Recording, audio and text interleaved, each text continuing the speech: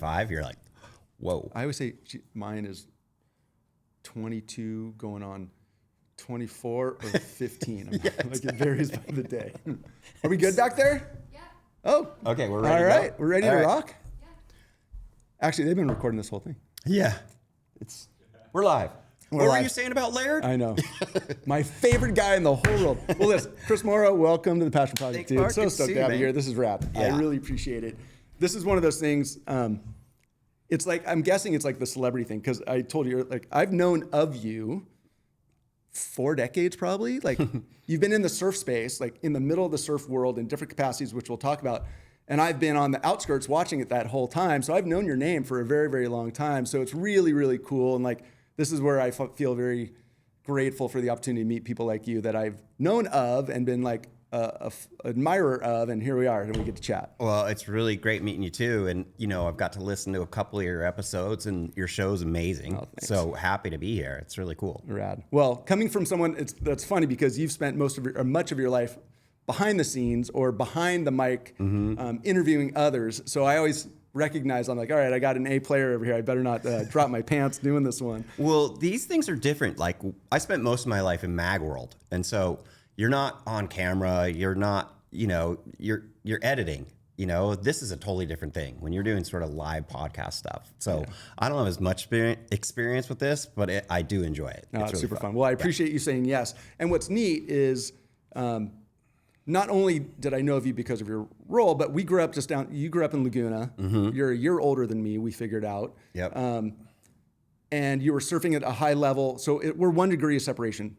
And as I told you, I'm like, but I never surfed against you because I'm always like the next layer down on just about all my sports. Like there's the elite people, and then I'm somewhere in that mid pack. Maybe hopefully the front of the mid pack, but I'm never in the lead pack. Yeah. Paddling, surfing, whatever it is.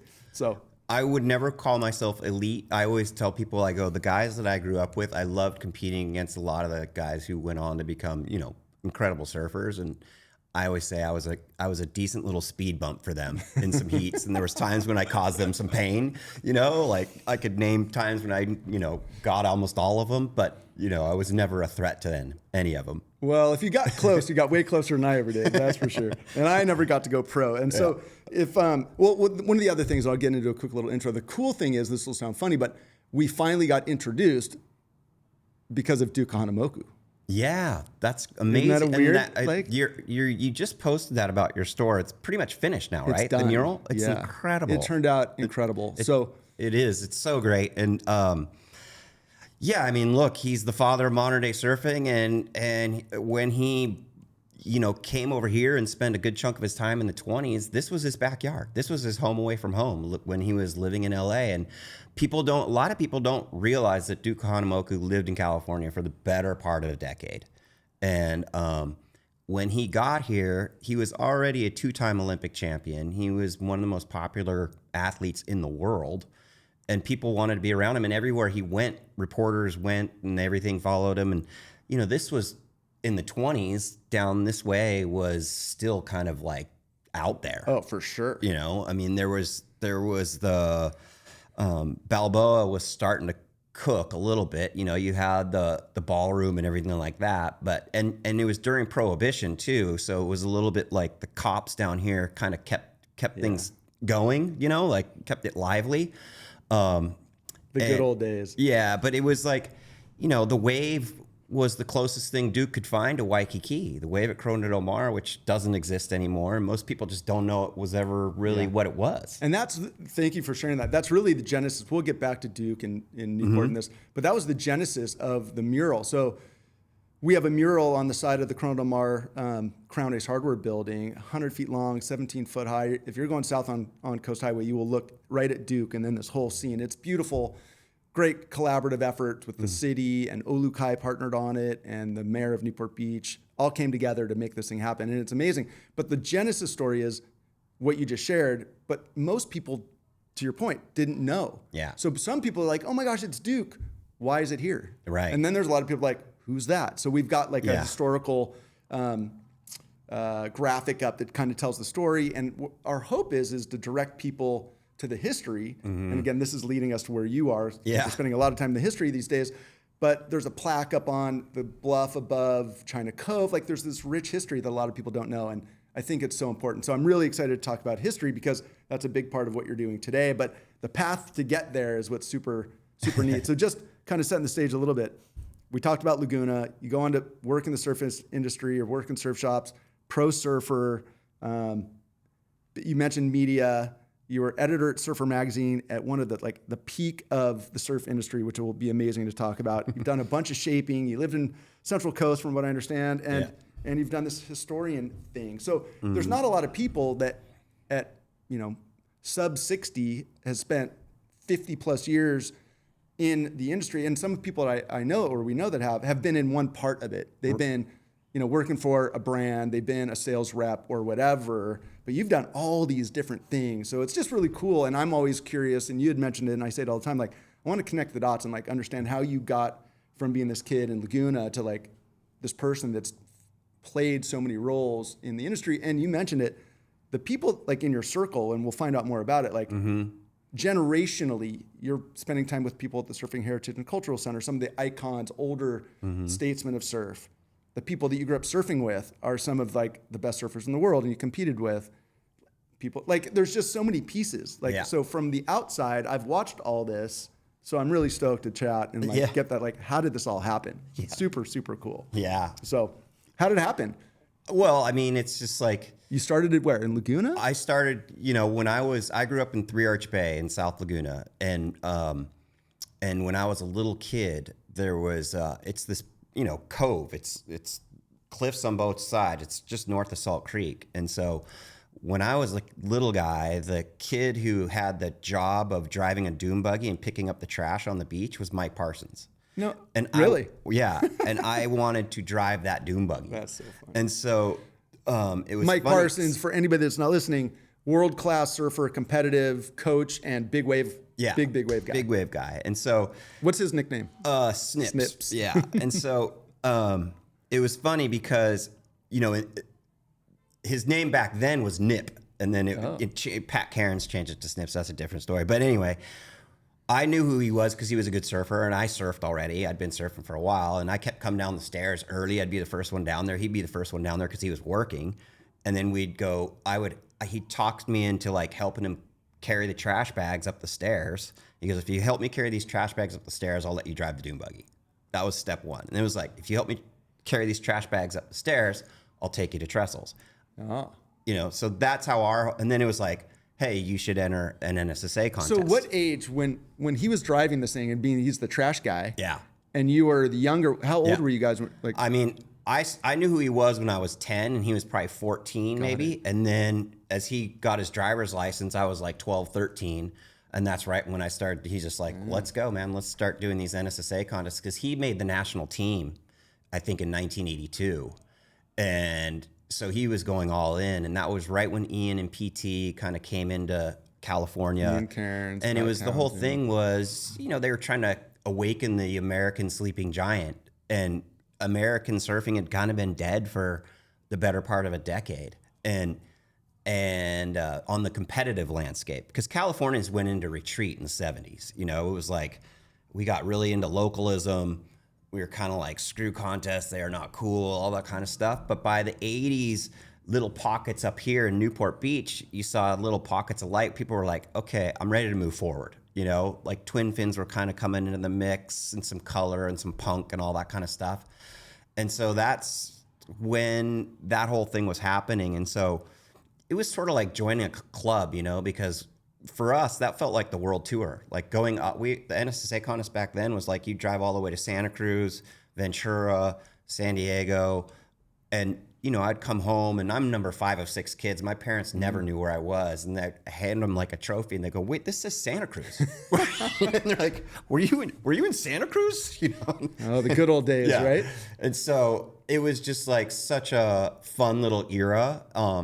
And, that was when when I started, Tom Curran was still amateur. So to watch Tom Curran, and we immediately just thought, like, first time you ever saw Tom Curran surf, anybody at that era, you're just like, oh my God, how is that possible? I had Tom McElroy sitting right there, and he goes, he was on the national team with Tom Curran. He goes, when I saw Tom Curran surf, He's like, I went and talked to Bob Hurley. Like, I need to get a job because I'm not going to make it on the tour with guys like that. Yeah, it was amazing. And so, you know, Curran and Parsons were pretty good friends. So when Curran was like hanging out down here, he would stay at Parsons' house. So I got to know Tom when I was a kid. And then I got to stay at Tom's house when I was surfing NSSA contests in Oxnard or whatever. We'd stay in Carpinteria when he and Marie got married and stuff like that. And so, and then when I signed with OP, I was like traveling companion with Tom. How old were you at that time? I was 17, 18, you know? And so it was funny because we'd do these promos and everything, and Tom would have lines out the door. This was peak of his fame, you know, like just around the block. And he'd be like, Chris, I'll tap you on my leg and you say, we got to go. Because we'd have to get to the next stop kind of thing.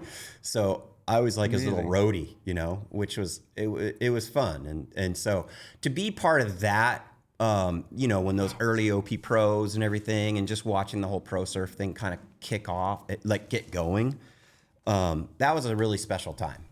Yeah, I can only imagine because I was watching it. I wasn't in the middle of it. But yeah, I mean, I think, what was it, 84, whatever. I was at the OP Pro. So the first one was 82, and then it was like, you know, Aki and Curran were clashing in like 84, 85, 86. You know what I mean? It was like, those were all prime years. Like from 82 to 86, you know, 86 was the year of the riot. That was okay. It was just like, it was crazy. I was at all those because I was in high school. But again, it must be really amazing because I was there like most people. I was in the crowd. You know, I told when Big Tony was here, like every party I would see, that's how I knew Big Tony. Everybody knew him because he was Big Tony. Couldn't miss him, and he was always security, and you had to get through him. And I was like, I was one of the millions of people that wanted to get into the parties that he was keeping everybody out of. And where you're talking about hanging out with Tom and going, like all we wanted back then in that at that age in that era was to be sponsored, part of a team, recognized for our surfing ability, behind the fence in the competitors area. All those things I never did. A lot of my friends did growing up here, guys that probably competed with you. But yeah, I mean, everything you're talking about, I was one of the zillions of people that only really read about it in the magazine, saw it on the beach, learned about it. I didn't get like I wasn't sleeping on Tom's couch. But it's like, you know, you're into the whole prone paddling thing, and it's like, when you see somebody do it, you're like, oh, it's doable. And so I think the thing for us was when we saw Tom, because we were, you know, growing up, the Australians, when we were coming of age, it was like our sport was dominated by Australians. That whole busting down the door thing and MR winning 4-wheel titles in a row. And it was just like, and we had nobody in the top 16, maybe Joey Baran, you know what I mean? It was like, man, we are hopeless, you know? And so to see Tom come along and then turn pro and like within a year be number 4 in the world, we were all just like, we can do it. You know what I mean? And so that was super inspiring. And then what was really, really cool for me too was like when Snips turned pro in 1985, he and Curran won. They made the finals of the Stubbies Pro at Burley Heads together. It was the first All-American final that had ever happened on tour. And that was a big deal. Like that was just like, for us, it was just like, holy crap. Because our dream was to go to Australia, surf Burley, surf Cura, surf all that. And so to see Snips, you know, come from where he went from, you know, to get to the final, make the final against Curran at Burley Heads, you know what I mean? First All-American final was just like, oh my God, it's on. I can only imagine. Yeah. So rad. But going back a little bit, growing up in Three Arch, it's like a protected little cove. You're surfing there with just your friends. Like nobody else is getting in there. Like I think of back then, like growing up in Newport, surfing here, I grew up surfing Chronomar. Moving over to surfing Newport was the big goal, just to be able to get there, ride my bike there every morning. But like Huntington wasn't even on the radar. It was like a different planet, right? And surfing Laguna or getting to Trestles, like once you have a car, it changes the world. But like as a kid, like you're kind of in your little zone with your crew, right? I mean, we were really, really lucky. My parents, you know, my dad, I'm number 5 of 6 kids. My dad was like, most of the people of his generation, they came out here because he was a flight surgeon in the Navy. He got stationed in El Toro. All the other flight surgeons go, you got to check out Laguna. They bought a little studio in Victoria, whatever. And then in 67, like it was like a dump of a house, but it was right on the cliff in Three Arch and it was $70,000. And he's like, I'm all in on this because he saw the view, right? And, Wow. and, you know, I always tell people, I go, our cupboards weren't like stuffed full of food, but like geographically, I won the lottery. And then not only that, but that little neighborhood, because it was a private neighborhood, there were just kids running wild in there. And, you know, the parents didn't have to worry because it was just like, it was safe. And there was like, back then you could be a plumber or a teacher or whatever and afford to live there. And so there was 200 kids running around. The bus stop used to fill up a whole bus, like that many kids running around. And so we just ran wild. It was just Lord of the Flies in a protected little bubble. That's so and cool. So it was great. And then, you know, the wave has its moment. It's like, I always tell people, it's like, I go, it's about half as good as Salt Creek. But it's empty, or more or less. Well, yeah, I mean, it it has its days. You know, Sure. The funniest thing is when, you know, Snips and I over the years, we'd invite guys in, and from Curran and Potter to you name it. Like at one point or another, all these guys have been there. And the funniest thing is, whenever we invite somebody in, it just somehow turns on. And they go, this place is insane. We're like, you know, it's not like this. You know, it's like, But you're dropping names of like the who's who of surf for all of us growing up around our age. Like when you're talking about, I mean, it's got to be amazing that you had access to these people, or they're coming to surf your little home break when they were only 18, 20, 22. Yeah. Well, but they were top of the sphere, right? It was such a small world back then, you know? And, you know, I don't know. One of the things that was interesting for us was like, from a cultural shift standpoint, was when El Nino came in '83, it really screwed up Salt Creek, the sand. And my dad's head nurse lived in San Clemente, and my best friend lived down there, and I was going down there all the time. And Matt Archibald lived 2 doors up from my best friend. And so I got connected into that T Street little crew around that same time. And so I kind of convinced Mike, I'm like, hey, we need to start going down to T Street. There's always a wave down there. It's always rideable. And that just happened to be that era when like Archie and Christian Fletcher and the McNulty brothers and the whole thing. And it was like the Beshens were little tiny grommets. And so it was a really, really, really fun time down there as well. And that's when Jim Hogan was the one who got Potter to come to San Clemente. And so it was just like it was such a small little world. It was just like everybody knew everybody. So rad. I mean, we're kind of nerding out on the history of surf, but like I grew up watching this and you were in the middle of it. Yeah. I also, you know, I believe like proximity is power, like who you surround yourself with, and like just the ability, like I go, if I had spent time with that kind of people and that kind, like I might surf better. You know what I mean? But how cool that you got to do that. Yeah. What did your parents, you said that your parents moved out, your dad was in the Navy. Like, what did he think of you being a surf kid? Like, did everybody surf, or were you like the black sheep? Like, how was that? Well, you know, I came from a pretty strict family. My dad was born like, you know, deep depression. The day he was born, his dad lost every dollar. The banks all closed. Wow. And so he was a full depression baby, and, you know, went to med school, the whole deal, came out, and, you know, he loved seeing us play on the beach. But at the same time, it was like all the stoners hung out right below my house. So the weed smell would just waft up into his living room, you know? And so when I started kind of hanging out with the surf tribe, and it was like, okay, it's past junior high, now you're getting into high school, and it's time to start thinking about what you're going to do with your life. That's when I think they kind of freaked out, because we're talking about 1983, 84. Yeah. They're like, well, there's no future in the surfing thing. What are you doing? And to that end, they actually held me back in 9th grade and sent me to this private school. And I insist that it was because they were trying to get me to quit surfing. You know? Didn't work. Didn't work. Just made me try harder. So is that what happened? Like, did you, while you were in high school, hanging out, surfing with all these people, getting exposure, you know, a lot of people you're going through that, like, and like with your kids, we talked offline, like, all right, what am I going to do? Yeah. Like, did you ever waffle between, I'm going to go to college, or was it always like pedal down pro surf?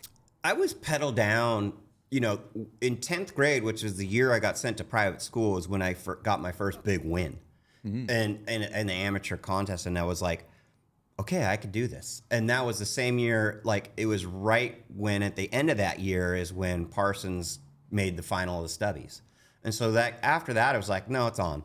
I'm going full tilt as far as much as I can. And, you know, it was like, I'll do my thing. My parents were pretty strict, so if I messed around in school, I'd be toast. Like my board would be gone.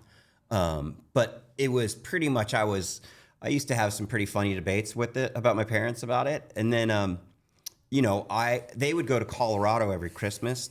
That was our big family thing every year. It's like we go skiing at Christmas, and so in 10th grade, I'm like, hey, I'm gonna go to Hawaii, and I'm paying for myself, and I'm going to go stay with Mike because he's got a place over there. And I started doing that. And once I started doing that, they realized like, oh, it's on. Yeah. They're like, we're not going to stop you. You know what I mean? But it's like, you just need to make sure you have a plan. Got it. Yeah. So where did it go? Like you graduate high school, I assume. Yeah. I graduated high school and did debate a semester. I think I did a whole year at Saddleback College and then turned pro. And by the time I turned pro, it was like the Bud Tour was a thing, and I was the #1 amateur on the Bud Tour. Wow. And then it was kind of funny because I was I was a wild card at the first ever event at Tavarua, and it was pretty classic because like Derek Ho was the only surfer who'd been there, and the thing for me was I was just pumped because it was like I'm looking to my right, there's MR, I'm looking to my left, there's Rabbit, like. All the guys that Mike and I used to have this VHS tape of this movie that we used to watch over and over again, and it was all these guys. Right? Do you remember what movie it was? It was called.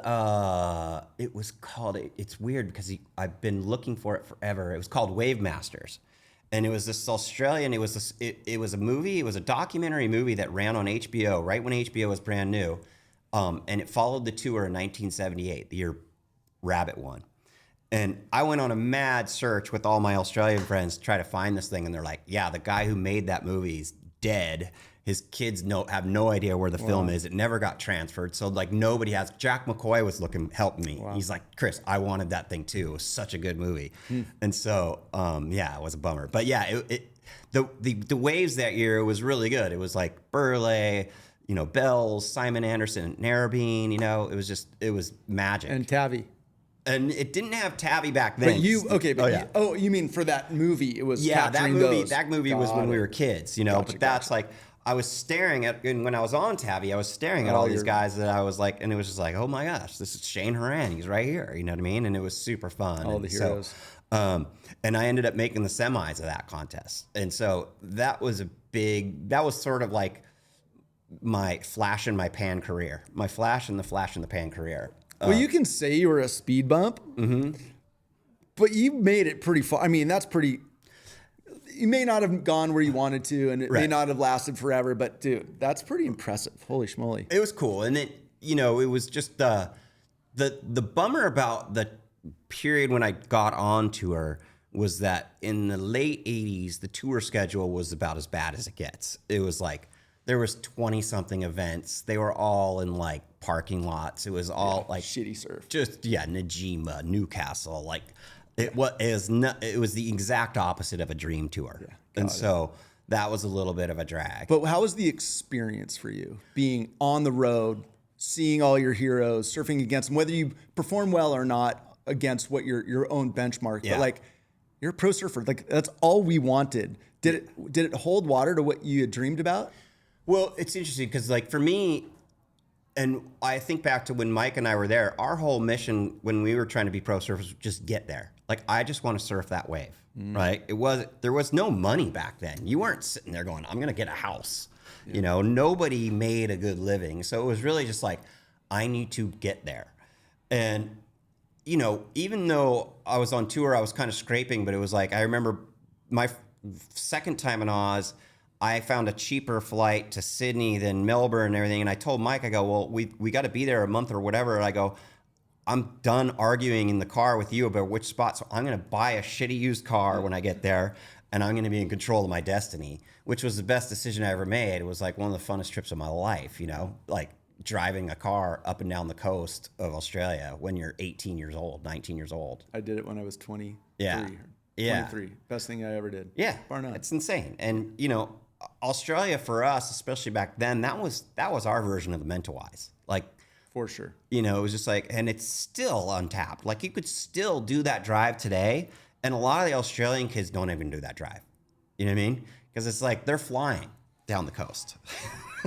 Yeah, that's some good living over there. Okay, Oh, yeah. so at what point, I mean, I would love to go down all these rabbit holes, but at some point you make a decision that you're tired of being either surfing shitty waves around the world, spending the time, spending the money, or something got in your head and you're like, it's time to move on, pivot, whatever. Yep. Like, what happened?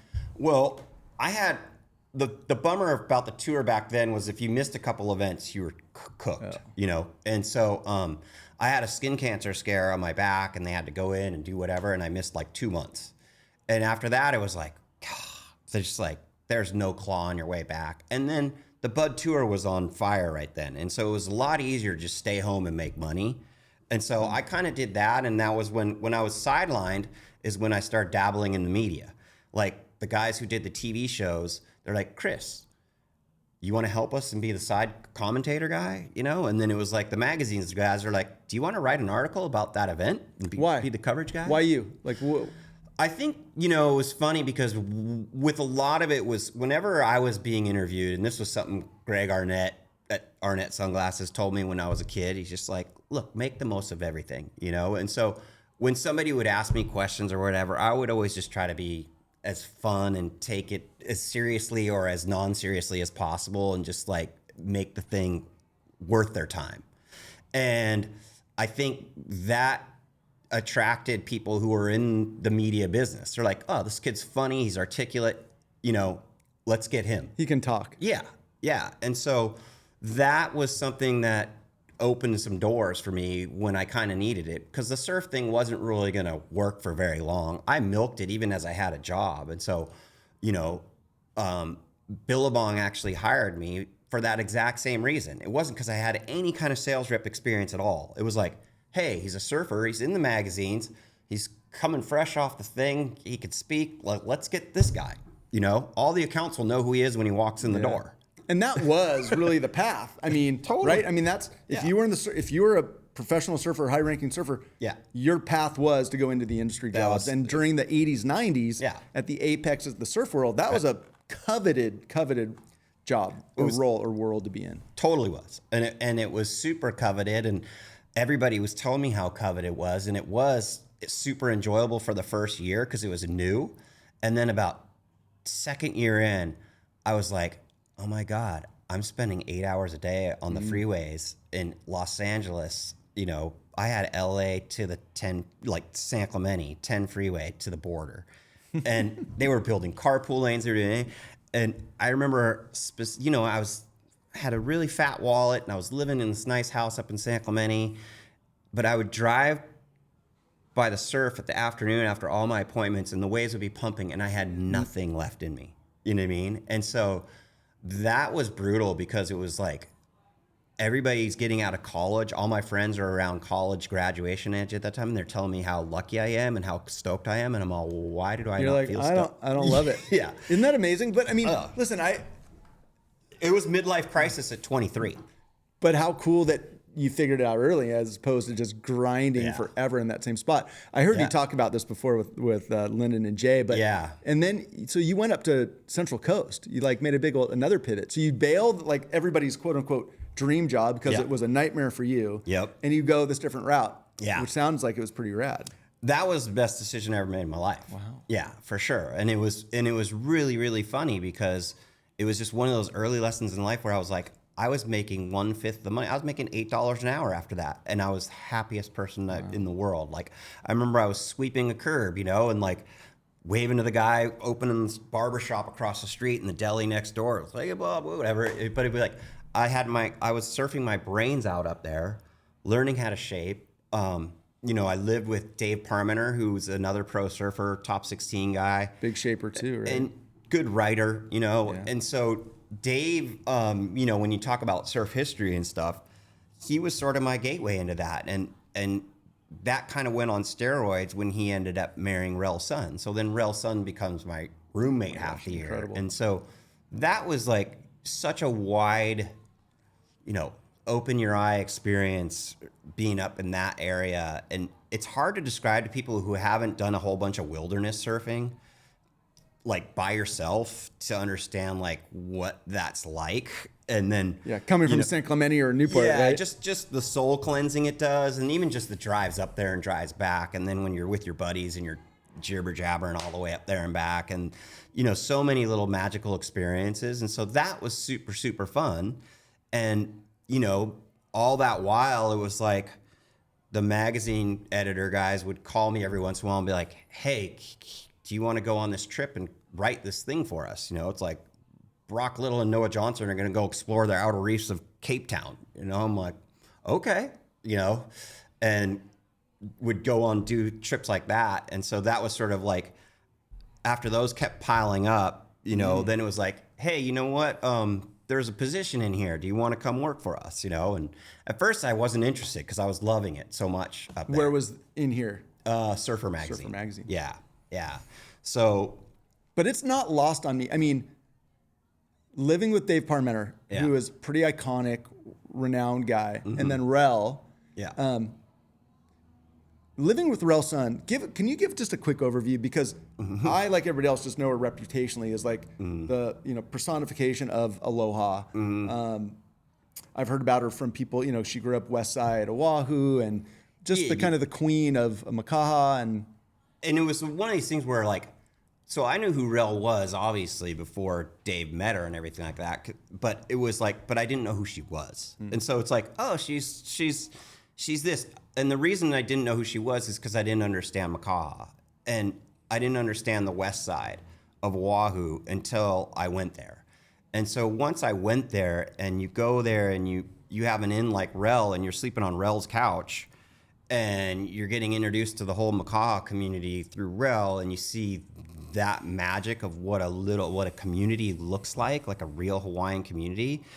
It was like, I wouldn't even stay at the surfer house on the North Shore. I would just drive out from the west side. Amazing. Because I wanted to be part of that stuff. And so that was to see, what she meant to the community and who she was just eye-opening to me. And it was eye-opening to me just to learn a little bit. And I honestly, even while she was there, it was enough to get me like, wow, this is really cool.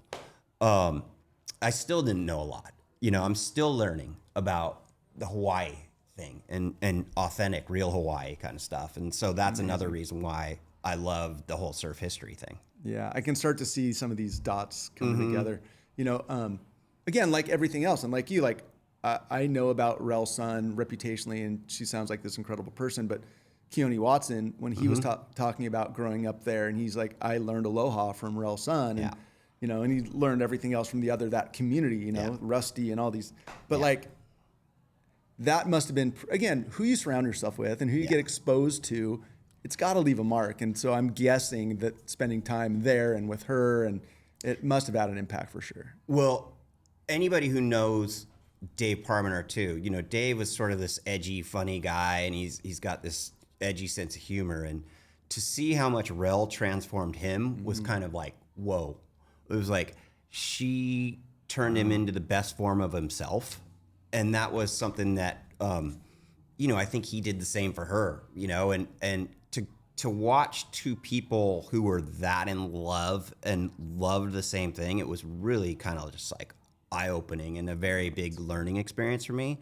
And then just to see how Hawaiians treat each other, just to see what aloha is and kuleana and all that kind of stuff. You're just like, whoa, like, where am I? It's so opposite of Southern California mentality, that it's just an eye opener. And so that was cool. But it was like, again, it's not like I learned all of that as it was happening. That was a slow drip for me to kind of get to that point. I'm like, whoa, what is that? So cool. And so I was lucky because even after Rel passed, I kept going over there because Dave stayed there for years, and got to do trips and stuff with went to Australia with like Archie Kalepa and Brian and a couple of these other guys for certain contests. The most premier Hawaiian waterman today, years later. And you're being around, and you're just being a fly on the wall in a room with those guys, listening to them talk story is pretty incredible. Well, dude, we're getting there, but like you've been a fly on a lot of walls. Yeah. Like with some really incredible people.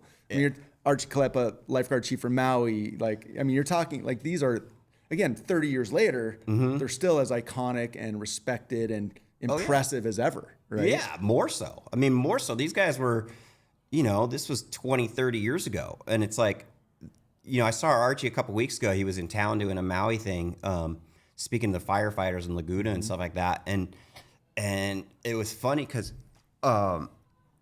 just to see what a leader he is. And they were talking about, it was a lot about the Maui fires and the reaction to it. And this woman who was representing the sort of like the government and the reaction to the government, she said this one quote that I'll just never forget. She goes, if you really need something to happen in your community, like after disaster, she goes, just find the surfers. Oh. They make it happen. Wow. Because like Archie literally he just went into hero mode over there. And his house was home base for the whole recovery effort. And, he basically, was telling the powers that be, like, no, we're not going to do it that way. Yeah. We're going to do it this way. Amazing. What a nice guy. That's what, and then you look at that last little set of floods that happened in Hawaii, and how the Makaha community came together to clean up the beach. I don't know if you saw all this stuff all over the beach. And it was like, if they were listening to state officials, it was like, no, leave all that there, and they're just like, we got it. They're like, we haven't seen anybody. There's been no representation from the government there. Yeah. It's pretty cool. Very, very cool. It's funny. I've never met Dave Parmenter, but I quote him periodically because I don't surf as much as I used to, but I paddle a lot. And he has become a big paddler over the years as well, outrigger paddler. And he says, I don't surf as much as I used to either, but if you go do a downwind paddle on an outrigger, you're riding waves for miles. And I'm like, so that's like a little bit of legitimacy. When I'm feeling bad, I'm not surfing as much as I would. Yeah. But I paddle a lot, and it's true. Like you're out there, there's no crowds, you're with the friends you want to be, you're connecting the dots and riding bumps, and it's not surfing, but it's surfing for sure. It's 100% surfing. I mean, that was one of the questions I asked Brian Kalana because I was working on this history project a while ago, and I'm just like, where did surfing begin? He goes, if you want to know where surfing, he goes, Chris, and this was like the very end of the interview, we were like, turn the cameras off. He's all, listen, if you really want to know where surfing began, he goes, you go to the voyaging canoes. He goes, when you're riding a double hull voyaging canoe in the middle of the ocean, you are surfing. And he goes, you're catching waves and you're riding waves. And the reality is like those Polynesian voyagers, like the guys who do the Hokulea missions, it's like they are the best wave readers in the world. And they were doing that thousands of years ago. The Hawaiians, their whole sense of direction, how they were getting through the water and everything like that, they could read swells. Every little bump in the ocean, they knew its source. Yeah. You know what I mean? And so they were guiding their way across the ocean with that stuff. And so when you think about their relationship to nature versus where we are today, like nobody touches them. Yeah, totally. And that, at the end of the day, is surfing. Like, it kind of gets me to like, a wave pool's cool for tricks. It's just not surfing. Yeah. You know what I mean? It's like, and so people go, well, gosh, we need to do a contest where everybody gets the same wave. It's like, well, no, that's not surfing. Wave reading is part of surfing.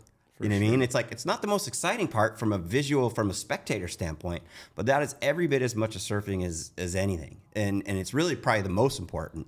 All right, I'll take it. Yeah. No, so open ocean stuff, yeah. And you look at mature surfers, and Kaipo Guerrero said another thing that was so funny. He goes, yeah, all my cousins and ancestors, they're like, you're just a nearshore guy. You know what I mean? So like, funny. You're just nearshore. Like, when you graduate, we'll let you know when you're a real surfer. And so it's like, there's that whole mentality, like all these guys, they sort of graduate outside. And it's like, look at what John's doing right now. Yeah, it's incredible. It's insane. Yeah, selling the world. And it's ballsy too. I mean, and he's got his young family on there traveling, traversing channels and super ballsy. I got this really very, very cool opportunity. I got to go on the Hokulea from Newport to Dana Point when it was in town 2 years ago. Wow. I got the last minute call up. It was lovely. I got such a big surprise. It was really, really cool. And we didn't have a lot of wind, so it was like a slow cruise, but like getting to experience what it's like. You're on this thing. It's no wider than this room, and they're sleeping in these teeny little, you're exposed. Like you're so exposed. It's unbelievable. And then there's a plaque. That's the boat that Eddie lost his life trying to save everybody. Like there's a plaque right there, and you're like, chicken skin beyond. So but you are so exposed. And those people, they didn't have GPS and all this stuff, and they're exposed to everything. Yep. No, Really incredible. it was all feel, and it's pretty incredible.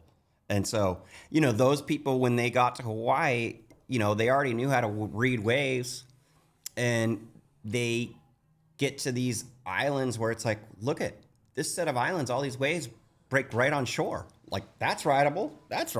You know what I mean? Yeah. So it's just like, they picked up boards and started surfing. You know what I mean? And so that's why it's the birthplace. It's pretty cool. It is very cool. Well, and I mean, clearly anybody listening hears of your knowledge and experience and kind of passion for it. So when you started talking about, after being up in Central Coast for a while, Yeah. they were calling you and you're going on trips and they're like, hey, there's still this spot open at Surfer. Yeah. What happens? Well, so then I finally just pulled the trigger in like 1998. They're like, do you want to come down? And I'd been up there 5 years. And I was like, all right, I'm ready to kind of go redo this, And it was, for me, it was just a mindset. Because like that whole thing for me was a start over. It was a midlife crisis. Like at 23, it was like, what do I want to do? And so those were pivotal years for me where it's just like, okay, I want a career, but I want a career where it's just like, I can kind of do things the way I want to. And what was super fun for me about being in the magazine business is that I got to go to all the same places that I went to while I was on tour, but more so and deeper. And so it was like, I talked to you about earlier about all we wanted to do was get there. Well, it's like, now I'm there and I don't have to worry about a heat. Yeah. Now I'm there and I get to meet the most prominent local. Now I'm there, I get to meet the shaper. Now I'm there, I'm going to research something. And so you really get an intimate, relationship with these places that you travel. And I think surfers are very, very lucky that way. Like, we're not going to, just sample cuisine. Yep. You think about what we're doing. We're getting in touch with their nature patterns and the whole 9 yards. And you're really getting to understand, okay, well, what's the prominent wind here? What's this, that? It's like to be able to go do that all over the world and just, mapping the world in your head is a big deal. Incredible. It's part of to me, it's one of the most best experiences of part of life is just figuring out internally how you map the world. And weather is part of that. And so as surfers, we're so lucky that we get to travel and just get to know a place that intimately. Yeah. It's really interesting. We say it all the time, and it goes back to your near shore or offshore. Yeah. Like when we paddle out here, we always say like most people never see Newport or Laguna from 3 miles offshore. If you get a chance to go on a boat, awesome. But like we're out there every Saturday morning, like it's spectacular and we get this opportunity. And I always say when I was traveling a lot, I did a lot of traveling in college, post-college, and I was a scuba instructor. And I was traveling with a backpack with dive gear and 2 boards. Yeah. And I did a big trip. And I always came to realize that wherever I went, if I could do stuff on land and surf and go dive, I'm seeing 50%. If I'm diving, most people aren't doing that. So I've been able to dive all over the world, and you're really getting a feel for it. Then you go eat the street food, and hopefully you don't get bally belly too bad. But like you really experience it in ways that, and that's why like what you were saying about living West Side, and when you're like, if you go to Hawaii and you stay in a resort, you go anywhere and you stay in a resort and you never leave the resort, you're just in a resort. You're not seeing anything. You're not meeting people. You're not seeing why, so I always tell, please get off property. Please go do stuff. Go somewhere else. Get lost. Right. I mean, that's the whole thing. And it's like there's so many surf trips now where it's just like, oh, I'm going to go stay at this guy's camp and I'm going to go on this boat. It's like, cool. You're in your little hermetically sealed environment, and that's great if you just want to go out there and get the exercise and get your tubes. Yeah. But that is not surf travel. No. That's just surfing. I agree with that 1,000,000%. You need the culture. You need the culture, and you need to just you need to get lost. And getting lost is really one of the best things that ever happens when you're traveling. So how I agree with that 1,000,000%. And that's what I always prophesize to kids. Like, go. If there's a break between college and a career, go. Just go. You learn more in a week of travel 100%. Internationally than you do in a month or a year at school. Go. Your time at the magazine. Yeah. Interacting with the who's who. Like, did you ever have any of those, you had already been doing a lot of this. Like, for me, I'd be like, holy schmoly, total imposter syndrome. Did you ever have any of that with this? Or you were pretty embedded at that time already? Every once in a while, with a guy like a Laird or something, maybe a little bit, but it was for the most part, surfers are pretty down to earth. I feel like we're all kind of a tribe, and I always tell people, I go, you paddle out of San Onofre and you could have a space shuttle pilot on one side and an ex-con on the other, and they're talking to each other like equals. And we're a little bit more of a diverse tribe today than we used to be, but I still feel like once you have that connection to each other, it's like, okay, we're the same, and so I don't really, I'm not trying to sit there and coax people into going, yeah, I'm a big wave guy, like when I'm interviewing big wave guys or anything like that. It's like Parsons dragged me into some pretty heavy stuff, but it's like, I am not a big wave guy, so I try not to pretend that I'm anything that I'm not, Gotcha. and as you get older, that's easier. For sure. It's so funny. For years, I was like, I need to surf bigger waves better. And then I realized I like long, small, and warm. Yeah. That's the way I like my waves. And I'm cool with it. You did a lot when you were there, like a lot of things, not just the travel and obviously being an editor of a magazine during its heyday. Mm-hmm. This is before social media, before the internet. Like we waited every month, like we waited for those magazines, and we all had subscriptions to Surfing Surfer and whatever else. If you can get the Hawaiian ones with some, topless women in it, which we couldn't get here. Like it was always different. How was that? Like you're at the top of the top, mm-hmm. and you're responsible for it, and you're interacting with everybody, and you're putting out stuff that everybody's waiting on. Like, mm-hmm. Did you feel responsibility to do a good job? Was it just a machine? Like, how was the inner workings of it? No, I felt a deep responsibility, and Dave and a lot of those guys who were my elders, who were writers and stuff. There's like, hey, look, this thing's sacred to us, and so I really tried my best, and I had bring guys who were a lot better writers than me as much as I could into the mix, to do stuff. And so we had a really good team. We had fun. There was definitely weaknesses here and there on stuff, but I always, I think the thing for me was we did a big issue. I think it was in like 2007, and it was kind of like an anniversary issue. I think it was like a 35th anniversary or something. And Dave actually worked a lot on it, and we did a whole bunch of cool stuff. It was like a big sweeping history issue with different chapters of history. And the coolest thing for me was I got a letter from John Severson. Wow. And he said that was founder of the magazine. He said that was my favorite issue ever. Oh, wow. And so I was like, okay, I'm done. I'll take that one, right? So that meant a lot, but no, I mean, I think what was the controversial thing for me was the industry was in its big peak at that time. And a lot of the other magazines, it was like they felt like their whole thing was to set up trips for their sponsors and everything. And like the advertising guys would be like, hey, can we get this guy on a trip? I'm like, that guy can go on a trip anytime he wants, like, where's he going? It's like, why should I have to be his travel agent and set up his trip? We want to cover the guy who's going to be going there anyway. Like that was sort of my mentality. It's like, don't wait for the phone to ring from some magazine editor going, hey, we're going to set up this trip for you. It was like, Brian Connolly used to go down to mainland Mexico on his own and just start GoPro and stuff, and it was like those types of guys were the guys that I was after, because it's like that was my Central Coast experience. It was just like, no, they're doing it whether the cameras are there or not. More authentic. I was way more interested in finding those guys than I was like, let's package up a trip. I packaged up a trip right when I got there. That was September Sessions, and it was a great trip. You know what I mean? Like, you're not going to do much better than that. Hold on, you can't scratch over that one too fast. Okay, September Sessions was one of the maybe more iconic movies because of who you assembled that, right? Yeah. Okay, just quick hit. Who were on that trip? Well, who was supposed to be on it was Curran and Aki. They were also supposed to be there. Okay, tell the rest of the names, because when anybody hears that they were supposed to be on it in addition to who was there, it would have been as all time could be. So it was Kelly, Ross, Shane, Gerlach, Luke Egan, and then Rob Machado, and then it was going to be Curran and Aki. So it's the Momentum generation, plus a couple of the elder hammers. Plus their heroes, Yeah. And then, but then on the flip side, the other thing you got to understand is that the staff that we had on that trip was incredible. We had Sonny Miller. We had Ted Grambeau. We had Art Brewer. The best filmers. We had Dave Holmesy. We had like unbelievable guys capturing all that stuff. Jack Johnson was Kelly's personal filmer on that trip, you know? Before he had made his name for himself. He had just gotten us like his first song that he had written in like G Love, it hit the radio right when we were stepping onto the boat. No way. He's like, yeah, my song's on the radio.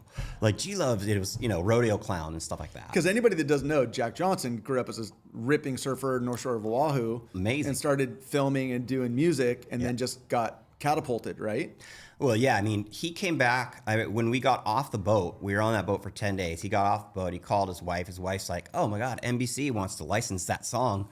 You know, which it's your rights because you wrote it. They're going to pay you $4,000. He's like, $4,000, dude. You know, like he was so jumping up and down. And then that next year for him was just an absolute whirlwind because he went straight into going around touring with record labels, getting wooed by all these people. And what people don't probably recognize is the North Shore of Oahu, 25 years ago, was that was country.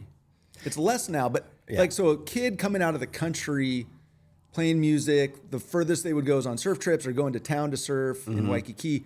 All of a sudden he's like, I mean, it must have been mind boggling for him, those first handful of like full arena, like, cause he blew up so fast. Yeah. Well, it was fun because that whole year, you know, we had him come and play the surfer pole. He was doing all these little surfer parties around this neck of the woods, you know, because they were doing stuff. And September sessions kind of got put on delay. We came back in October of '99.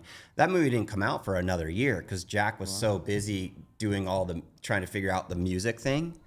And in fact, like when he finally did, it was like it was the best decision he ever made.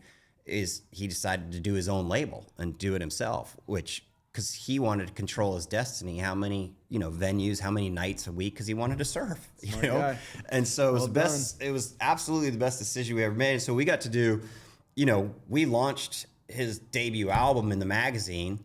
Really? Yeah, I did a profile on Jack, you know, and was like, check out this guy, whatever. And the polybag issue that came in surf shops had a sample of Jack's first album, Brushfire Fairy Tales. And he just so happened, like lucky for Jack, that the cover of that month's issue was that Laird Hamilton, Oh My God cover. Oh, at Tahiti, which was one of the best covers of Surfer ever. For sure. So we all thought that was fake, by the way, right? When it first came out. There's no way that's real. It was pretty cool. Wow. So that was fascinating. Like I said, you've been a fly on a lot of walls, Chris. Yeah. Just to watch things like that happen, you know, and to see that, it's pretty cool, you know? And then you think about all the guys on that trip and where they've gone since then. Because that was when we did that trip, it was like Kelly had 5 world titles. Yeah. You know what I mean? And he wasn't sure if he was going back. You know what I mean? Shane and Ross were veterans. Gerlach was pretty much retired. You know what I mean? They weren't sure. Look at what they've all done still since. In. They're all, like, Ger went on to become one of the best big wave guys in the world. You know what I mean? And Ross Coach. and Shane. Look at Shane. You know what I mean? It's like, where those guys have taken their career, and Luke is a successful business guy and a surf coach, the whole thing. Rob, it's really incredible. It's a joke. Yeah. And you got to be there in the middle of it. Yeah, it was just fun. You know, it's like, it's pretty cool. It's good to be that kind of fly on the wall, right? Yeah, really incredible. It's you know, like there's learning surf history, and then there's kind of like observing it and being there and being a witness to it. And so the fun thing for me is just being a witness to a lot of surf history. Yeah, well, for sure. And we'll get there in a second. But there's still before today. Yeah. So you're there. How long were you at Surfer Magazine? I was there from 98 to 08. And then I left and went to work for this little thing called Grind TV, which is part of Yahoo Sports. Which was big for a while, if I recall correctly. Well, we took it from nothing and turned it into 25% of Yahoo Sports traffic. So that was like the next 7 years of my life was that whole thing. And what was interesting is like we got it really big, really fast, and we sold Grind TV to the magazines. Oh, I didn't know that. And so, so Grind TV, it was kind of cool. Like we had a really strong digital team. And that time, that was when the magazines and the online thing was starting to happen. Well, the magazines were corporately owned. It had been bought like 4 times. Every time we got bought, it was like a whole new round of whatever, you know? And so nobody really wanted to invest in the website thing because they thought it wasn't as profitable, you know? So it was like kind of whatever. So when I went to Grind TV and we had this really cool digital team and we had a really good relationship with Yahoo where I can get stories on the Yahoo front page and they can get 2 million hits in a night, it was like, okay, this makes sense. And the Yahoo Sports is what I was referring to. Not as much Grind. Yeah. I think I remember a little bit about it, but Yahoo Sports early on. Grind was just the channel on Yahoo. Got it. You know, we handled all action sports for Yahoo. You know, so we actually kind of we cracked the door with the front page and the news team with Yahoo, where they started taking us seriously at the 2010 Winter Olympics in Vancouver, because they're like, the sports guys are like, Chris, we know nothing about snowboarding. We need you guys on this. And I had all my snowboard mag guys like in my back pocket, so it was just like, cool, got you, no worries. And we had Tora Bright interviewed before NBC did, which pissed NBC off. She was gold medal that year, right? Yeah, she was. Yeah, we had all kinds of stuff. It was really cool. Yeah. What exposure, like what cool, opportunities come knocking, right? Yeah, that one was crazy because, you know, going from a magazine where the cadence is once a month to a Yahoo front page thing where I'm literally going against the entire world news cycle 24/7. And so my wife, she's so glad I don't do that anymore, because I spent so many nights up till 2, 3 in the morning, you know, trying to get stories done to beat other companies and stuff like that. Because we'd be going head to head against other sports outlets, other you know, people who would be going covering the same kind of story. At that time, did you guys realize what was going on, that was the beginning of the end for magazines? Like, totally. You knew that at that early 2000, yeah, even in 2000, I mean, look, 2008, one of the funnier trips I went on was 2007 with Wooly, Troy, Andy, Bruce, down the to full Mexico. Volcom. Yeah, it was like a Volcom / Irons Brothers, you know, so we had Dusty and all these kind of, when we got on the boat, Volcom stock was at its peak. It was at $50. It was like, and within days, it was just cratering. And it was the credit shock of 2007, which was a precursor to 2008. And like that stock went from like 50 to 20. While you were together? While we were on the boat. I can only imagine being a fly on the wall for that, watching them Wooly all. was absolutely composed. He was like, what? You know, I could see Troy was a little stressed. He was like flashing signs to Wooly, like what the price tag was. But, you know, they handled it pretty much in stride. You know what I mean? Like I was pretty surprised to see how well it didn't rock them too bad, you know? But we definitely had probably a couple more beers that night or something. Dude, you've been under the hood on a bunch of stuff, Chris. It's so neat. Yeah. So you do the Grind TV, Yahoo Sports thing. The magazine's starting to unravel. What do you do from there? Or what was the path? Well, so what was interesting with Grind was because we were getting so much Yahoo attention, the Yahoo guys were like, Chris, our sales guys want to talk to you.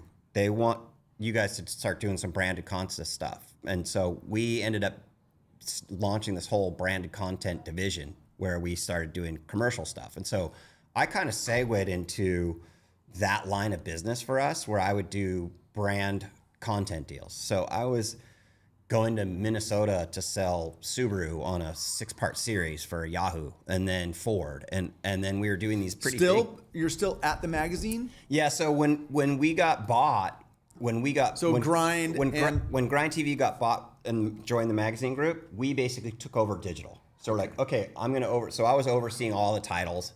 We ripped apart all their websites and updated them and everything like that. Connected all those brands to the Yahoo food chain so we can get stories up to get them broader audience, and then use the Yahoo sales funnel to get stuff down. So pure media. Yeah. I mean, you went to pure media. Pure media, yeah. Got it. And so you're and that's really the front edge of the whole online world that we're in today. Oh no, it was a really interesting time because you got to think back again. It's before social media really hit hard. When people opened up their laptops or their computers in the morning, it was like they were either on Yahoo front page or MSN. And so if you got a story on Yahoo's front page, again, it was guaranteed 1 million hits, and in 24 hours.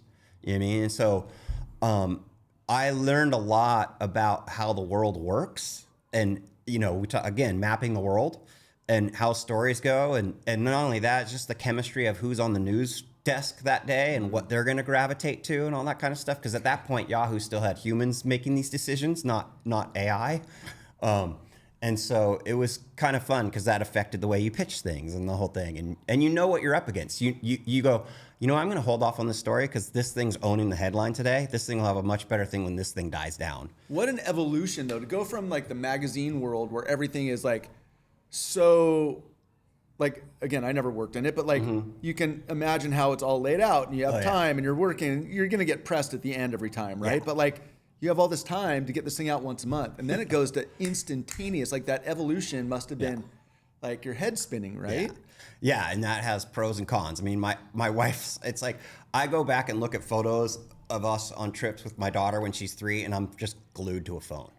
And so that part I did not like, you know what I mean? And so everything has a price, you know what I mean? And that's just like, but I learned so much during that period and it was really like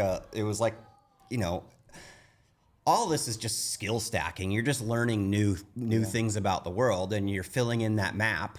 And that was a really, really fun time. It was a grind, but it was like, man, that was cool. And the guys who I went through it with, that business itself, we had to pivot a couple times to pull it off. And that's an exciting thing too, when you're like in that startup mode.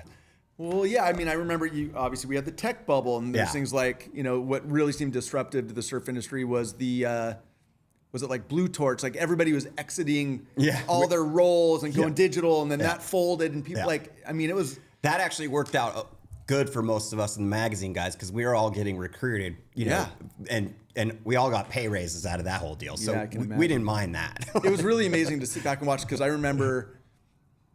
I was in hardware stores, and for a long time I was struggling. Like, is this really what I want to do? I grew up working in service. It's not that sexy. And I've watched many times. I've watched things go. God, I wish I was doing that. And then I'm like, oh, hardware's been pretty static. I'm pretty stable. I'm okay here. But I mean, I watched a lot of my friends that on paper were working there, and they were worth millions, and all of a sudden, poof, they were zero. Like it was. I watched a lot of it. It's interesting, and it just reminds me. At the time that you were editor, at least there was some overlap. Skip Sneed was at Surfing magazine. Yeah. Skip works with me every day. Yeah. He's my head of marketing. He's been doing it forever. Yeah. And it's fun. And we all had like fun, healthy rivalries. But we all got along. We'd have these little surf off events where the mags would go against each other and everything. And so even that was super fun, Like rad. We all high five each other when we see each other. And it's great. And like, it's funny, what I think.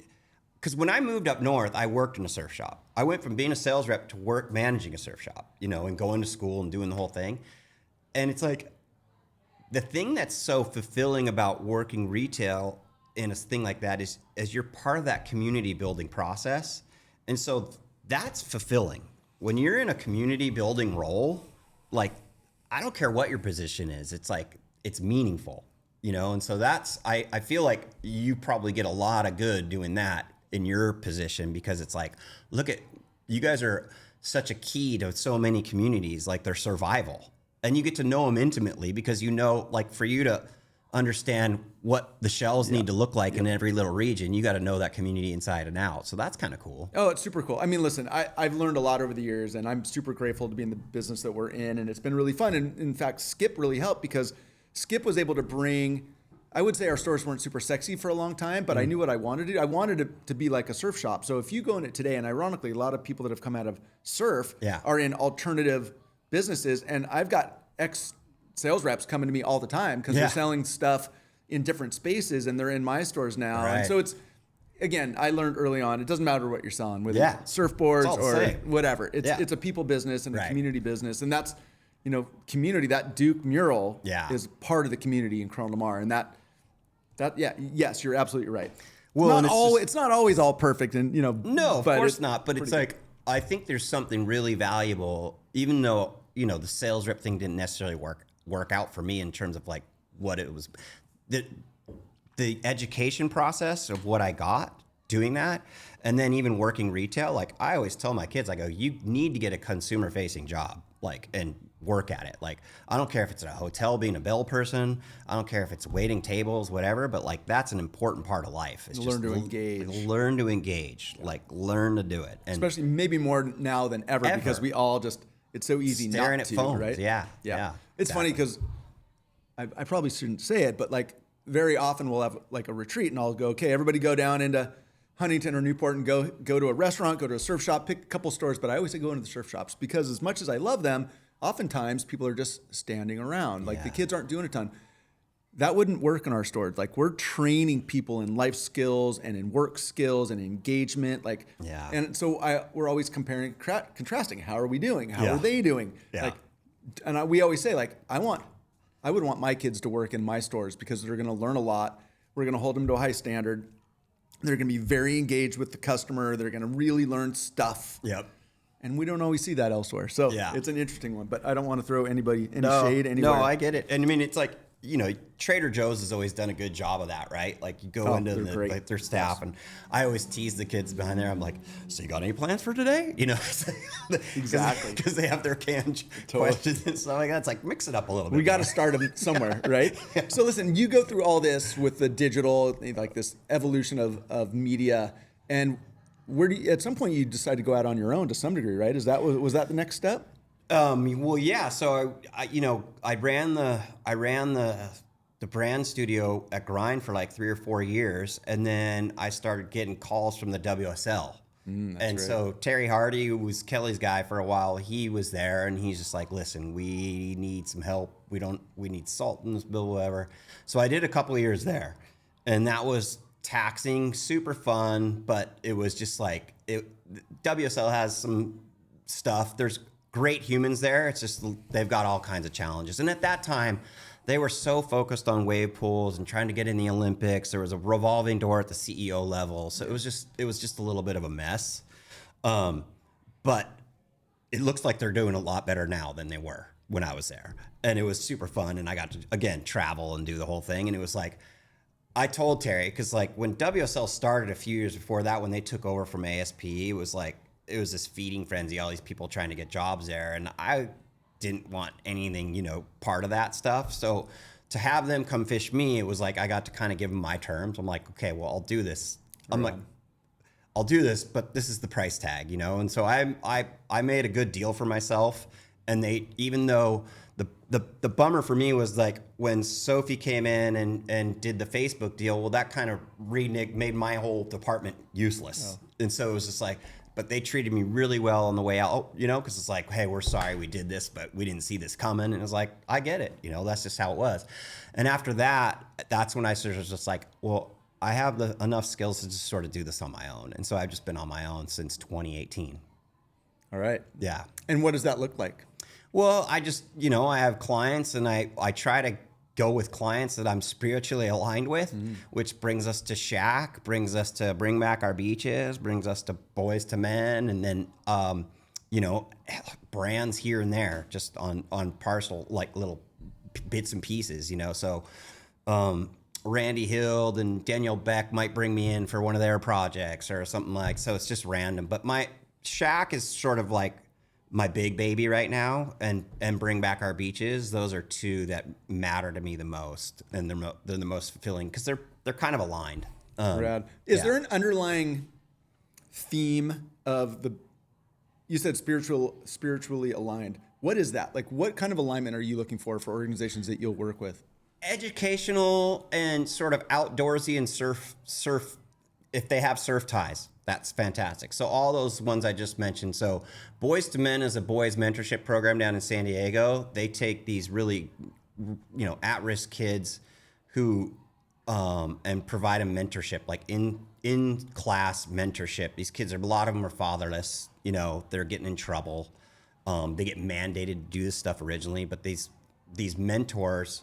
You probably grew up in this area when John Gothard was there. Sure. He was sort of one of those guys. But like, they put these kids in these weekly sessions with these mentors, and it's group. It's not one-on-one. It's like 5 guys and 10 kids, and they their world gets changed. You know, they turn around these kids who are on a really, really dangerous path. So that's one of them. And they have the 100 wave challenge every year down in San Diego. Okay. That's the connection. Yeah. Got it. So the guy who runs that is amazing. Joe Sigurdsson. He's just a saint of a human. And he's, I mean, talk about saving lives over the last 20, 30 years. That guy's saved so many lives. Maybe you can introduce me, because we have stores in San Diego and we would love to get involved. That's super cool. Done. Awesome. Done. Love that. And so, yeah, that is one of the, you know, I've been doing this, you know, for a very long time, and there's very few people, you know, when you're in the magazine thing, you get hit up a lot by all these kinds of things. You're like, well, are you moving the needle? And like, when you go pound for pound, dollar for dollar, what they get in versus what they're doing is just like, oh my God. Love that. Yeah. And so, great. So he's amazing. And then the Bring Back Our Beaches is about it's really just about smart, pragmatic coastal management. You know, you and I have been around. Every one of your breaks out here is man-made. This whole coastline out here is engineered by human hands. We disrupted that coastline 100 years ago. You know, we have sort of like, our hands have disrupted the natural sand recycling source. And so once you disrupt that as humans, there's a price. You're on the hook to keep it intact. Totally. And so, you know, around the country and around the world, all these places are suffering and or benefiting based on, do they have their shit together? Do they know how they're doing it? And so we're showing cities who are playing catch up, like Oceanside and San Clemente, how the Gold Coast got it wired. Yeah, they certainly. Can we get a super bank here? Yeah, it would be nice, right? Yeah. Wow. Well, it's not that's outside great. the realm. So no, that'd be yeah.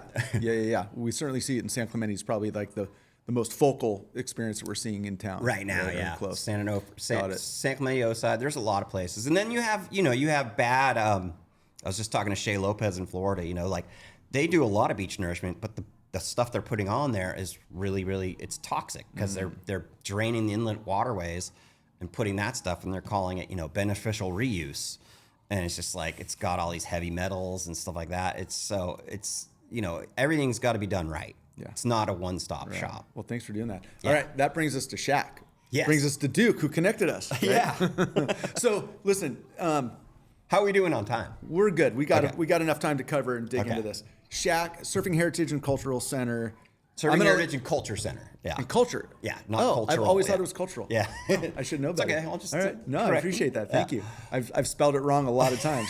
I used to do the same. It's go into it, and then I'll share my stories around it. But I love surf history, especially that genre. And there's so much good stuff going on, and the people that you're working with are incredible. So talk about Shaq, your involvement, who these people are, and the goals of Shaq. Yeah.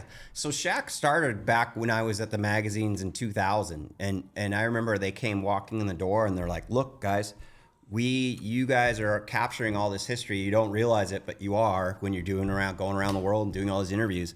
We need you to preserve all your tapes. We need you to preserve all your stuff because we want to house this stuff and we want to do it. And can you come and be on this oral history committee? And so I joined, you know, their committees from the get-go. And Dick Metz, who's their founder, who's the guy who's my hero, just like the retail whiz kid and the funniest human alive, was, you know, ran Hobie's retail empire, and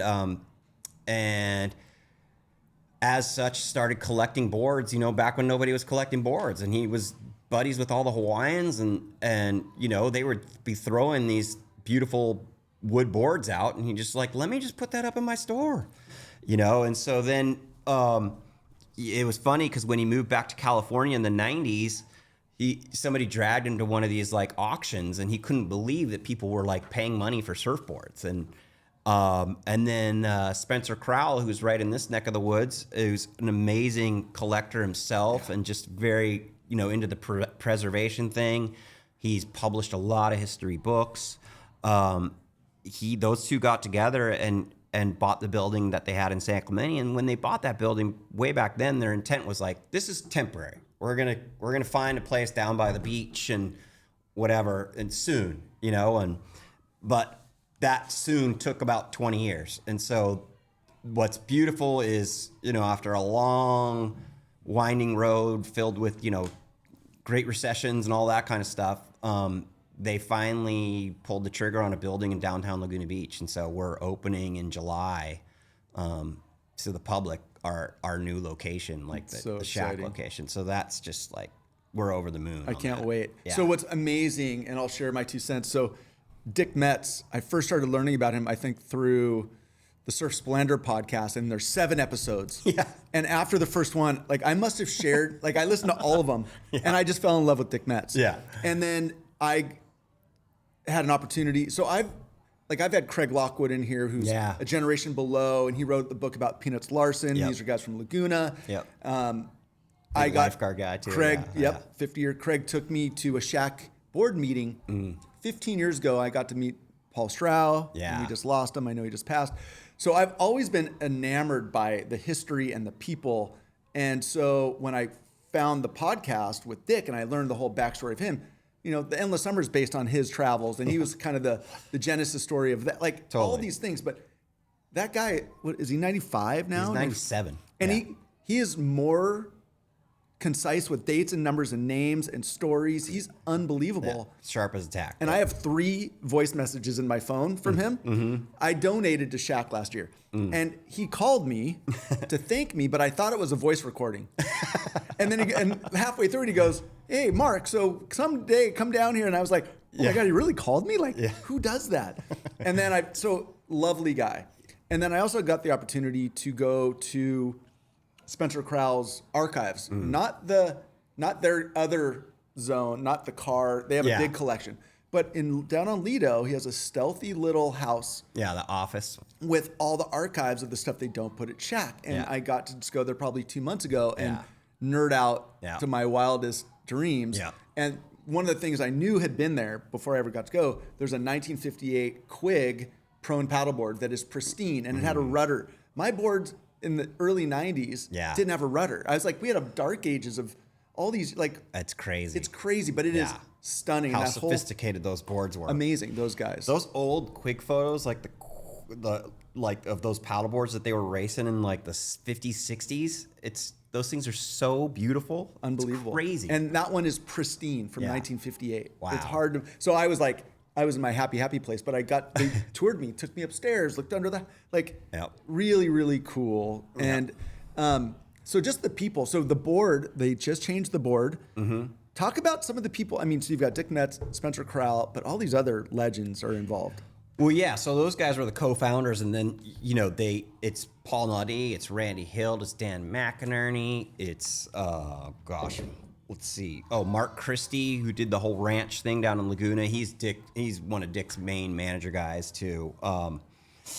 It's Patty is still there. So just an incredible assemblage of people that are passionate about, like you, maintaining the history and making it public. Yeah. And so one of the things about Dick Metz, like Laguna, he is where he grew up, right? And he tells the story. If Surf Splendor with David Scales, that podcast series of Dick Metz is magic for me. If you're into surf history, you want to listen to those. But he talks about his dad had a restaurant on the sand at what now is Main Beach, where there's no buildings, and that's where Dick grew up. And like Peanuts Larson, those guys like babysat him and took him down to Sano, and while Dad's cooking, like, so you're 100 yards. Yeah, we could throw from that new building.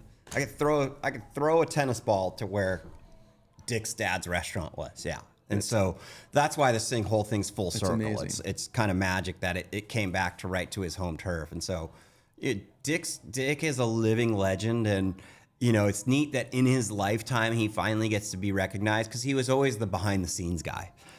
From Endless Summer to the Hobie thing to everything else, he was Mr. Behind the Scenes. And my buddy, actually, I went to high school with, did the whole documentary on the Endless Summer, behind the scenes Endless Summer movie. I'm not sure if you've seen that one. Rich Yellen. Oh yeah. He did a movie about Jack Shimko, who just passed away of cancer. Our guy of We Are Ocean. Yeah. And I know they just did a film. Okay. Yeah. I didn't realize. Yeah, he's a year or two above me in school. And no way. Yeah. It's another guy on my list. Yeah. Amazing. Yeah. For you, what is it about? Do you have that same passion for the history, maintaining it, making it public? Oh, totally. Yeah? Yeah. I mean, you know, part of getting older, obviously, is like you sit there and go, well, gosh, where did I come from? You're so self-absorbed when you're a kid, especially when you got little goals in mind about a sport you want to do and this or that. And you're just, it's all about me, me, me. And then at some point you get into your life, it's usually when you lose a parent or something, and you sit there and you go, did I know enough about my parent? And it's like, what about his dad? And what was his relationship with? And so I lost my dad at 2018, and it rocked me pretty hard, like we knew it was coming. He was pretty sick, but it was just like, it was one of those things where, gosh, this is my family.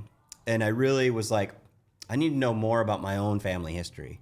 And that's my personal family. But then there's my surf family, and my surf family is just as rich and it has just as much depth. And where did we all come from, and how are we all connected? And so I love pulling on strings. I love going down rabbit holes. I love seeing group photos of the 1910s, and everybody's going, there's Duke, and I go, well, who's that guy?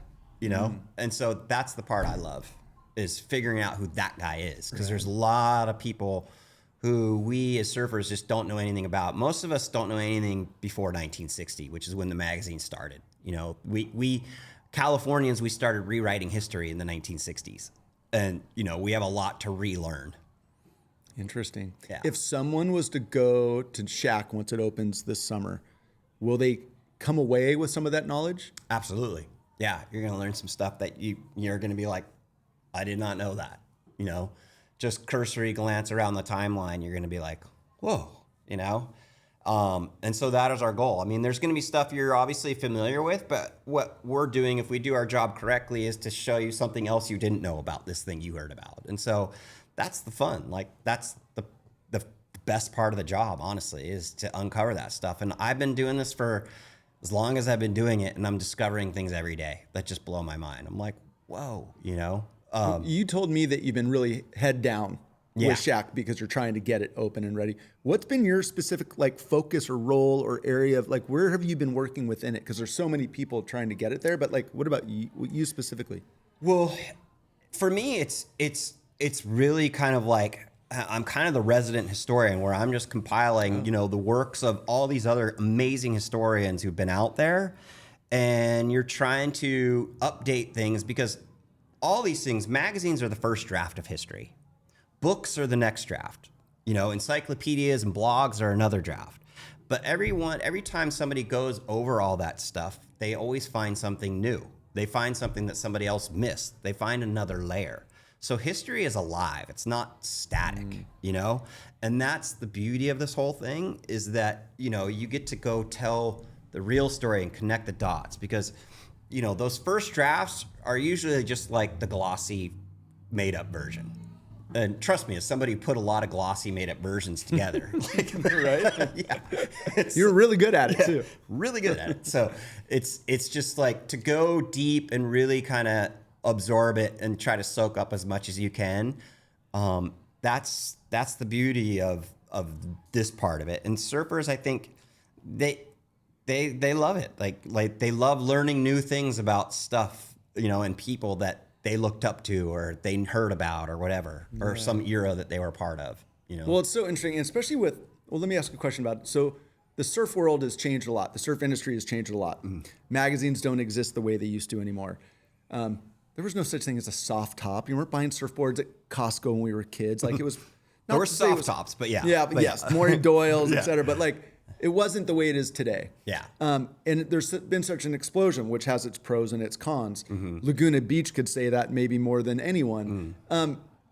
Should somebody that is surfing or wants to be a surfer or is getting into it, should there be some almost required education about the history, about etiquette, about where it comes from? Or is it good enough just to be a sport that people can go out and do and not care?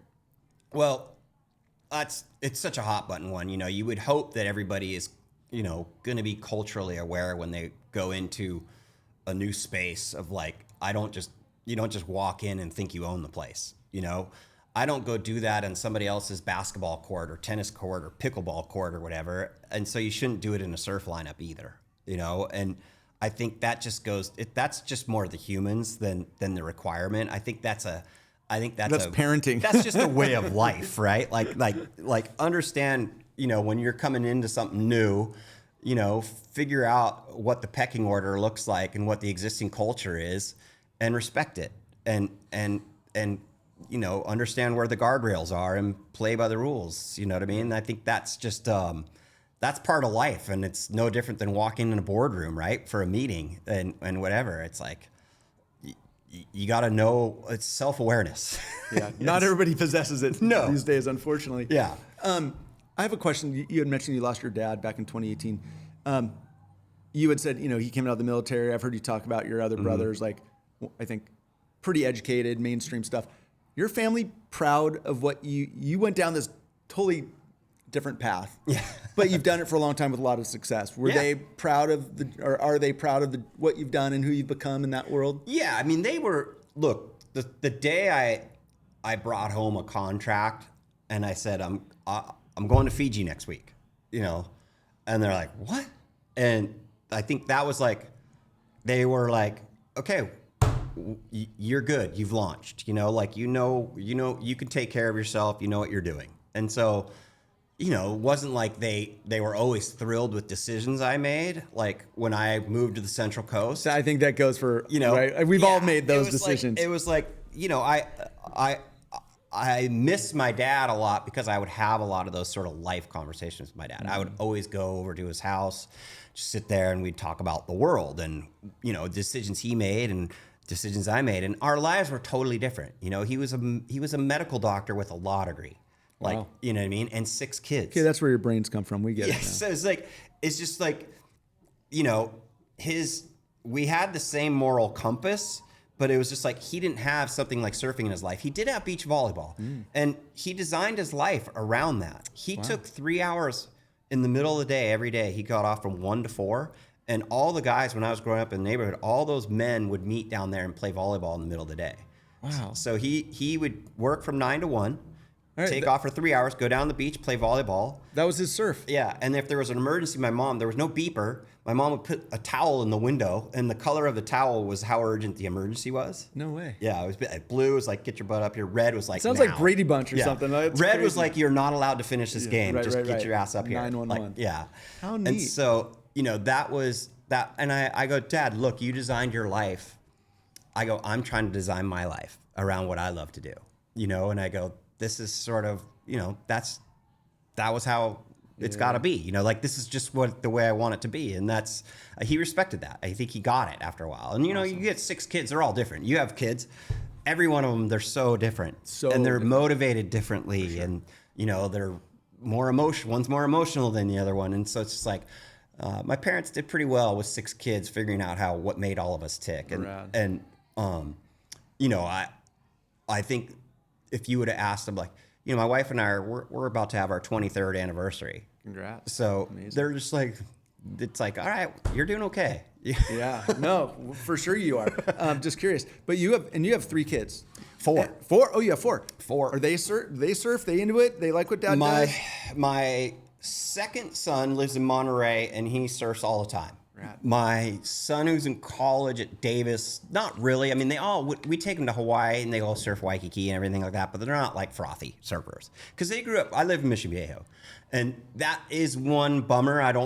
They don't live bike distance from the beach. They never have, but we'd visit the beach a lot, and so I play a lot of volleyball with my son, who's up at Davis right now when he's home for the summer. So we get a lot of play time. My daughter is doing daughter things right now. So she's just, teenage girl living her best life. But I used to take her surfing a lot at Doheny and stuff like that. And she had a little friend that surfed and stuff like that. So I think that'll just sort of come and go. We'll see. But none of them are hardcore. It's all right. Mine too. I thought my kids would all be in there. My oldest likes to surf. Mm-hmm. But it's one of many things that he likes to do. Yeah, my son up in Monterey surfs way more than me now. Like he's in the water every day. As he should. Yeah, good for him. Yeah, he's in the water every day. He loves it. Yeah. And he's up there, which is getting some of that almost Central Coast experience that you had, right? Totally. Yeah. Well, Chris, I love this. Thanks for sharing it and connecting all the dots. There's so much I would love to keep going. What's next for you? Like, what do you got going? Well, you got after Shack's open and you're like, it's launched. Yeah. Well, I mean, honestly, that's where we just get started because there's so many stories to uncover. And so, Shaq's been in this sort of stasis mode for a while. They've been trying to, get to where they want to go. This whole new board transition that happened a year ago is finally getting them there. And this new building is going to just be a piece of the puzzle. So we barely even scratched the surface. Like, we're just getting started from the history telling side of things. So that's where I'm going. It's like that. So exciting. And then at the same time on these other causes, it's similar stuff. Like with Bring Back Our Beaches, we have a pretty big ambitious goal of like, our national policy from a coastal management side of things is a piece of crap.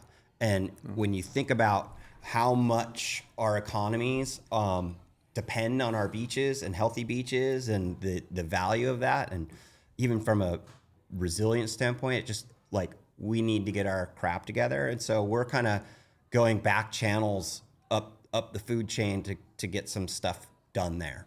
Can you make sure they don't start drilling out here again? Yeah, too? I mean, that's a whole other I know. issue.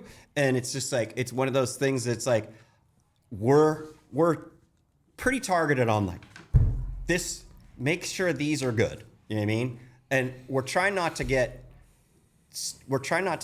like lost like squirrel, like in Right. in this and that. It's like, this is what we want to do because there's so many problems around the country on how the actual physical beaches are being managed in the coastlines.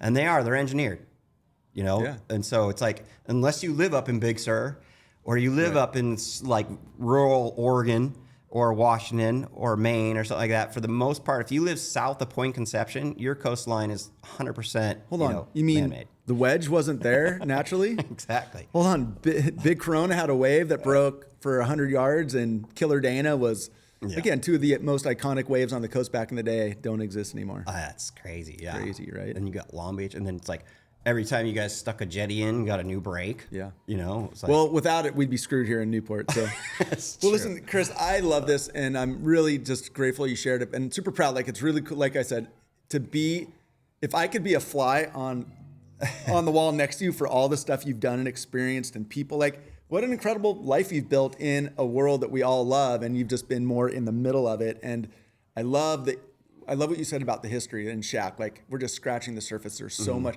How fun to know, like, there's almost unlimited stories to tell in the history of this sport that we all love. Like, it's totally. so cool. Well, I appreciate you having me, and at some point, even though I don't want to, you're gonna start it up again? paddle. No, I'm gonna have to paddle with you because I'm the slowest paddler in the world, and it's like I'm gonna have to get into that world and like try not to be a near shore guy. Oh, dude, you've got an open invitation anytime, and there's a lot more people down south. I mean, I know the Chuck Pattersons and the Pat O'Connells, and they're all on it right now, which is really fun to see. I love it. It's so cool. So yeah, Whenever you're ready. I think I need to do that. It's not like, am I ready? It's like, am I scared? I'm scared. Well, like I say to everybody, and we'll end it with this: if you've spent as much time on this coast as you have, and you look at that island out there all the time, once you've paddled it, you never kind of look at it the same way, and it's a hell of a accomplishment. Do it while you can. Right. It's pretty darn cool. Come do it. Is it doable to do that in a whole year? Like 100%. You could train in a year and do it? Absolutely. I had 3 women in here that trained for it in 4 months and got it done. Wow. So if they can, okay. Even with your little dinosaur arms that I heard you talk about before, T-Rex arms. Chris Mauro, thank you so much, brother. I appreciate you. That was awesome. Thank you. Failed, right? Yeah.